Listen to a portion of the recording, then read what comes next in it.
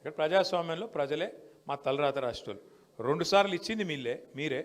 ఒకసారి పక్కకు కూర్చోమని చెప్పింది మీరే మళ్ళీ 3 ఏళ్ల తర్వాత కేసీఆర్ని తెచ్చేది కూడా మీరే అది కూడా నాకు తెలుసు మీకు తెలుసు పక్కా ఎందుకంటే ఇవాళ ఈ రాష్ట్రంలో అందరికంటే కడుపు మండినోడు ఎవరైనా ఉన్నారా అంటే రైతే ఉన్నాడు ఇప్పుడు నేను నిజంగా చెప్తున్నా నేనేమి ఇంక 3 ఏళ్ళు ఉంది ఎలక్షన్ చాలా దూరం ఉన్నది అయినా కూడా చెప్తున్నా ఇవాళ ఒక చిన్న మైకు తీసుకుపోయి ఎవరన్నా రైతు ముంగట పెడితే ఏం మాట్లాడుతున్నారు ఎట్లా మాట్లాడుతున్నారు చూసిరేమన్నా అసలు చరిత్రలో నాకు తెలిసి ఏ ముఖ్యమంత్రి కూడా గిన్నె తిట్లు తిన్నోడైతే వాడు లేడు ఇంకోటి పెద్ద మనిషి కూర్చున్నాడు పెద్ద ఆయన ఎంత వయసు చూసిరో వారు నాకు తెలుగులో